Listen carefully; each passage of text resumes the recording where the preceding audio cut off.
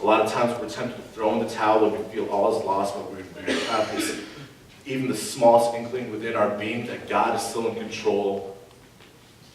Strive for obedience. Seek what he's calling you to. So again, what we're going to do today is we're going to consider how it's presented in the book of Daniel. Obedience. It's hard, but we're going to look at obedience and things that, while this book is completely saturated with obedience at all costs, we're going to look at specific aspects of it within what happened to these four dudes. So one, I'd like to say obedience has to take place in the midst of culture and society. I'm going to be looking at chapter 1, verses 3 and 4.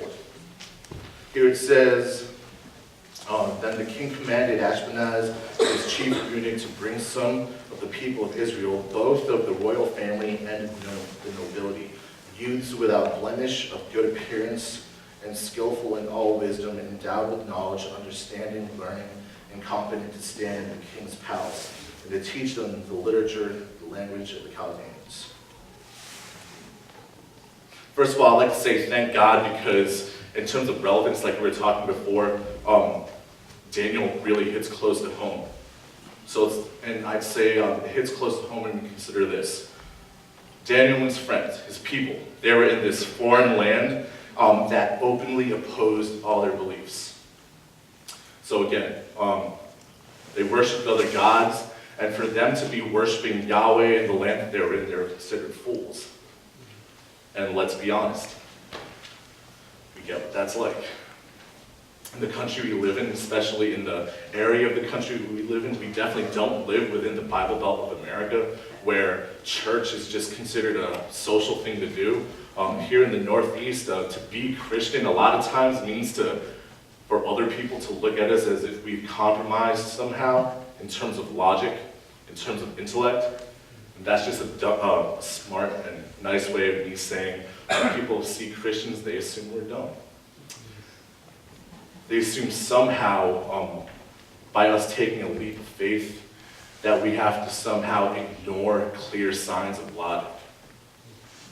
People don't really look highly upon us for being Christians and for having faith in God. These guys knew what that was like. So as we look at what happened to them, it's pretty easy to see how this ties in with how we live. So when it came to these guys, again, get into the frame of mind that they were in.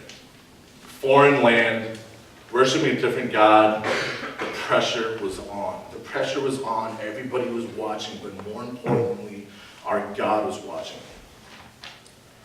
So, we ask this question. What happens when societal norms draw us to sin? What happens when society and everything that's normal within our culture challenges the way God calls us to live?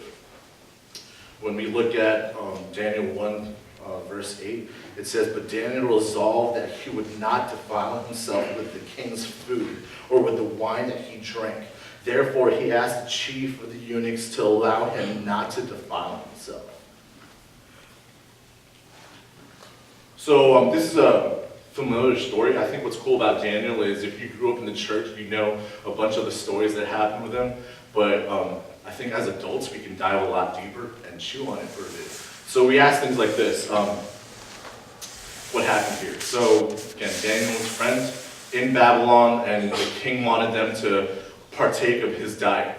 And Daniel chose not to go along with the diet, and he abstained from it, chose to just have things like vegetables and water rather than eating the king's meat and drinking the king's wine. But why? As a kid, my dad would try to tell me Daniel was good because he wanted to eat vegetables and somehow that made him stronger. I think my dad was just trying to get me to lose weight. You know? But now that we look into it, though it's not explicitly said in the text, scholars wonder things like the fact that the meat that they were being offered could have been forbidden. And by that, we consider things like it could have been swine, which would have not been allowed for them to eat at the time. You know, if a cooked piece of meat is presented before you and it's well charred, let's be real, you don't exactly know what it is all the time. Other than that, this meat could have been sacrificed or been blessed in the name of an idol. And for them, that would be breaking God's laws. If it wasn't that, they could have actually just been fearful. If it wasn't a sin to eat the meat itself, they could have been fearful of what sins it could have led to. And by this, I'm referring to the fact that if Daniel was to be familiar with the book of Leviticus, it also refers to things like you don't want to open yourself up to indulge in the pleasures of a land that's foreign and of foreign gods. So while eating this meat may not have been a sin in itself, they could have been worried that it could have led to other sins and that they may have indulged in other Babylonian pleasures. That's two. Lastly, another thing that we could consider is what the king wanted them to eat was considered a luxury. And while this was considered a luxury, Daniel, if he was to consider his people, they were in exile. They were oppressed. And when they considered this, they realized that their people were suffering, that their people were mourning, and that for them to indulge in worldly pleasures may not have been appropriate. So they fasted. They abstained. And whatever we see, we don't see exactly what the reasons were that they did, but what's clear is this. In spite of whatever motives Daniel had, the real power at work was God's hand.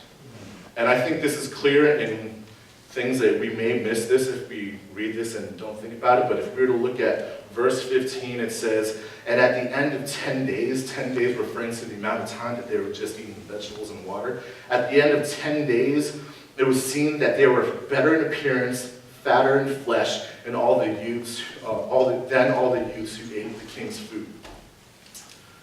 I like to make it clear. You don't get bigger just eating vegetables and drinking water. Guys I know who go vegetarian or vegan for a while, the only way they get bigger is by drinking a whole bunch of protein supplements and working out really hard. I'm big, and it's not because I'm a vegetarian, I'll tell you that much. No one's going to look at me and assume that I'm vegan, so it's okay. So let's consider this.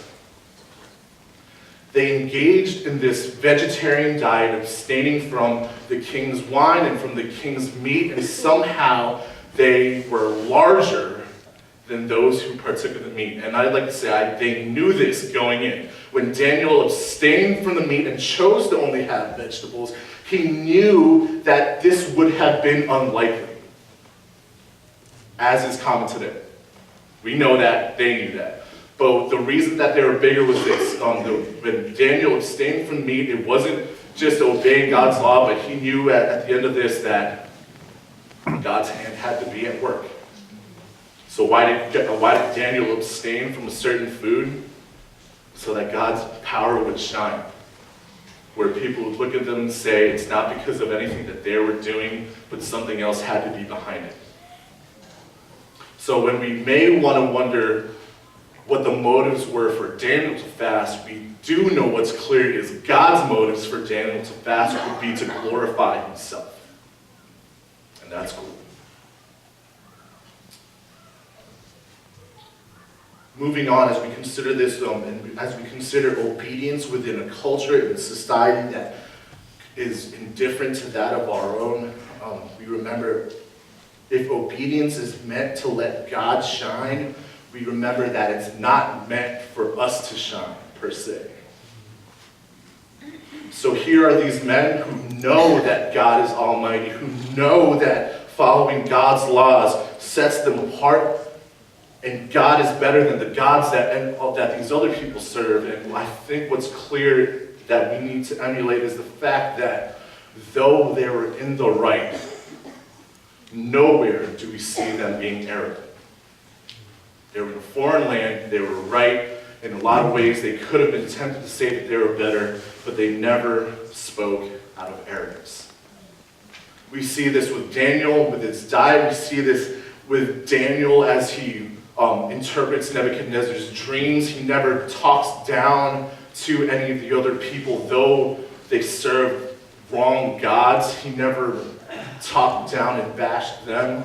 We see this even as Shadrach, Meshach, and Abednego were thrown into the fiery furnace. They never go and say, we're in the right. They're just saying, come what may. And this, I think, is important to see. Obedience. While we obey God at all costs, we do it with a sense of humility. And a couple of years back, Renate and I had the chance to go to a conference, and one of the sessions that really sank deep into my heart was the session where the big term being thrown around was humble orthodoxy, which again reminds us that it's not just about being in the right, it's not even just about merely following and doing what you're supposed to do, but it's also about doing it with the right frame of heart. And one of the big things being brought up was Moses, and when he wasn't allowed to enter the promised land. If you're familiar with the story, you remember this instance where God called Moses to speak to a rock in order for it to let water flow. And instead of speaking to the rock, Moses struck it, right? And we believe that in this disobedience, God prevented him from entering the promised land. But what I'd like to do right now is let's consider what happened when Moses disobeyed the Lord and struck the rock rather than speaking to it. Could it have been that Moses was just embarrassed to talk to a rock?